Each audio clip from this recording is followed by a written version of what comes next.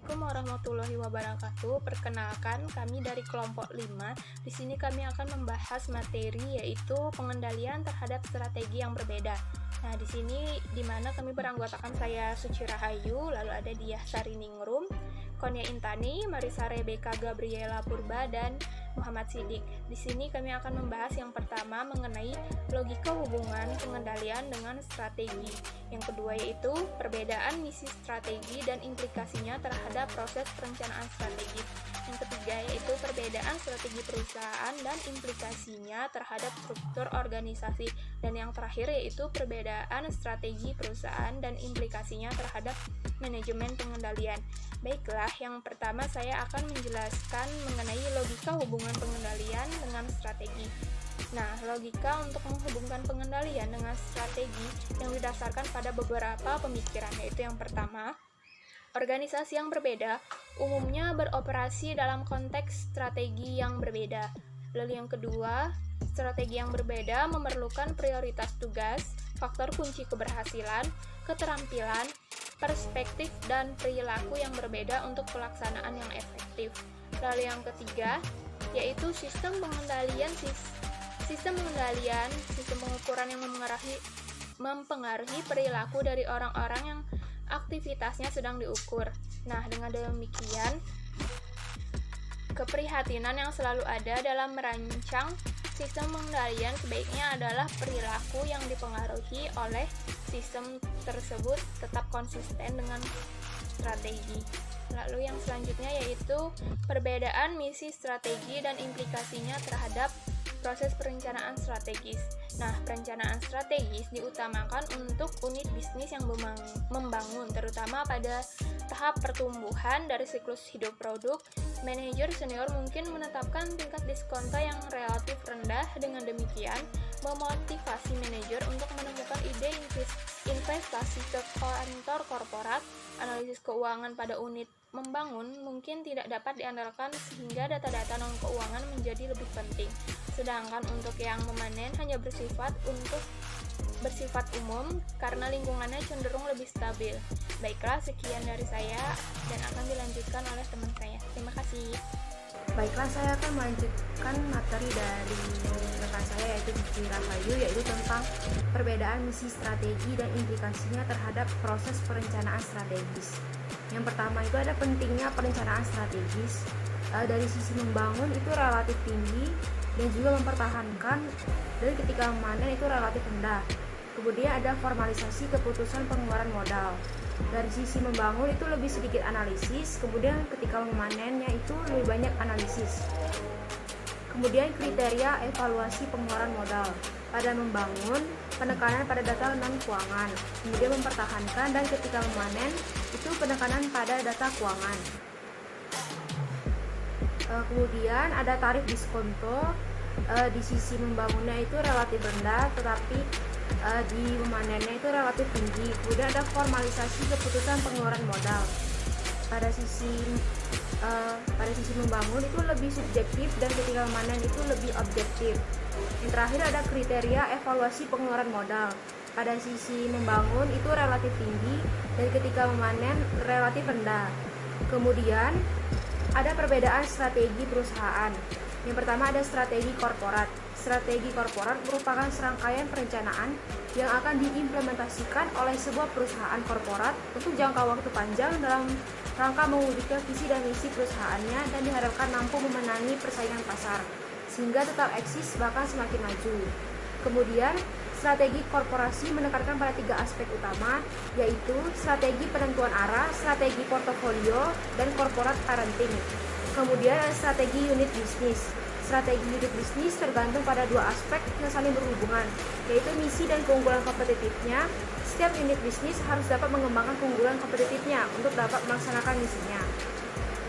Kemudian untuk mengembangkan misi yang paling tepat bagi berbagai unit bisnis, setidaknya harus mempunyai 4 perangkat, yaitu yang pertama, yaitu bangunan atau build, 2 pertahanan atau hold, 3 panen atau harvest, dan yang keempat ada divestasi atau divest. Selanjutnya adalah strategi korporasi. Strategi korporat adalah suatu kontinum dengan strategi industri tunggal pada satu ujung dan diversifikasi tidak berhubungan di ujung yang lain. Lokasi suatu perusahaan pada kontinum tersebut bergantung pada luas dan jenis diversifikasinya. Strategi korporasi menangani seluruh ruang lingkup strategi perusahaan, terutama dalam menentukan tujuan dan sasaran suatu perusahaan. Ada dua hal penting yang harus dilakukan pada saat strategi di tingkat korporasi, yaitu yang pertama, menetapkan visi dan misi perusahaan.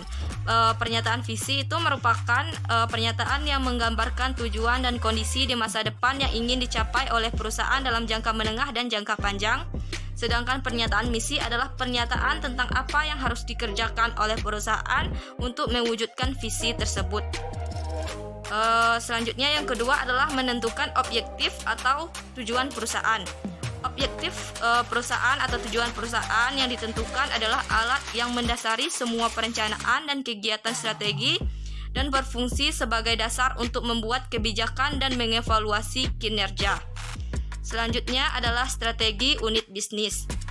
Strategi di unit bisnis adalah strategi yang digunakan untuk mencapai tujuan dari setiap unit bisnis seperti unit bisnis layanan, produk, divisi, ataupun anak perusahaan. Strategi ini dijalankan oleh masing-masing unit bisnis, namun harus bersinergi dan mendukung strategi korporasi yang telah ditetapkan oleh perusahaan induk. Strategi di tingkat unit bisnis ini sangat penting untuk dilakukan karena dapat melihat unit bisnis mana yang unggul dan unit bisnis mana yang perlu ditingkatkan lagi. Ada beberapa hal yang harus dilakukan pada strategi di tingkat bisnis, yaitu yang pertama adalah membedakan perusahaan kita dengan kompetitor. Salah satu cara yang terbaik untuk mengetahui apakah unit bisnis kita telah melakukan yang terbaik adalah dengan menggunakan analisis SWOT. Yang kedua adalah menetapkan objektif atau tujuan dan tindakan-tindakan yang mendukung strategi di tingkat unit bisnis dan strategi di tingkat korporasi. Sasaran kita saat membuat strategi unit bisnis adalah untuk menetapkan objektif atau tujuan dan inisiatif yang mendukung unit bisnis sekaligus berkontribusi terhadap objektif atau tujuan perusahaan. Baiklah, saya Dia Saningrum akan melanjutkan materi dari kami, yaitu tentang implikasinya terhadap struktur organisasi. Strategi korporat yang berbeda mengimplikasikan struktur organisasi yang berbeda dan pada gilirannya pengendalian yang berbeda. Seperti yang kita lihat, berikut ada implikasi-implikasi terhadap struktur organisasi. Di ujung industri tunggal, perusahaan cenderung terorganisasi secara fungsional. Manajer senior bertanggung jawab untuk mengembangkan strategi perusahaan secara keseluruhan guna bersaing dalam industri yang dipilihnya serta untuk strategi fungsional dalam bidang-bidang seperti penelitian dan pengembangan, produksi, dan pemasaran. Ketika suatu perusahaan berpindah dari ujung industri tunggal ke ujung diversifikasi yang tidak berhubungan, otonomi dari manajer unit bisnis cenderung untuk meningkat karena dua alasannya itu.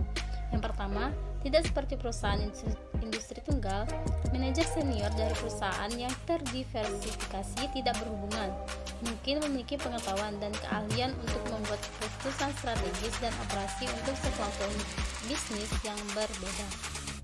Yang kedua, hanya terdapat saling ketergantungan lintas unit bisnis dalam suatu konglomerat. Sementara terdapat sejumlah besar saling ketergantungan antar unit bisnis dalam perusahaan industri tunggal dan perusahaan terdiversifikasi yang berhubungan saling ketergantungan yang lebih besar, membutuhkan lebih banyak intervensi oleh manajer puncak. Karena manajer tingkat korporat kurang terlibat dalam operasi unit bisnis, maka ukuran dari staf korporat suatu konglomerat dibandingkan dengan perusahaan industri tunggal yang berukuran sama cenderung rendah. Selain itu, suatu konglomerat mungkin tidak memiliki budaya korporat tunggal yang kohesif dan kuat seperti yang seringkali dimiliki oleh perusahaan industri. Saya akan melanjutkan materinya, implikasinya terhadap manajemen pengendalian, perencanaan strategis industri tunggalnya, vertikal dan horizontal, diversifikasi berhubungan, diversifikasi tidak berhubungan, hanya vertikal, penyusunan anggaran pengendalian relatif atas manajer unit bisnis terhadap formulasi anggaran industri tunggal rendah, diversifikasi tidak berhubungan tinggi, pentingnya pencapaian anggaran industri tunggalnya rendah, diversifikasi tidak berhubungannya tinggi. Penerapan harga transfer, pentingnya penerapan harga transfer industri tunggal tinggi, diversifikasi tidak berhubungan rendah. Fleksibilitas pencarian sumber industri tunggal jarak, diversifikasi tidak berhubungan, penerapan harga transfer berdasarkan transaksi pasar. Kompensasi insentif kriteria bonus industri tunggal, kriteria keuangan dan non keuangan, diversifikasi tidak berhubungan, kriteria keuangan utama, pendekatan penerapan bonus industri tunggal, utamanya subjektif, diversifikasi tidak berhubungan, terutama formula pokok, dasar bonus industri tunggal baik berdasarkan kinerja unit bisnis maupun kinerja korporat. Diversifikasi berhubungan terutama berdasarkan pada kinerja unit bisnis. Baiklah, sekian dari kelompok kami. Terima kasih perhatiannya. Assalamualaikum.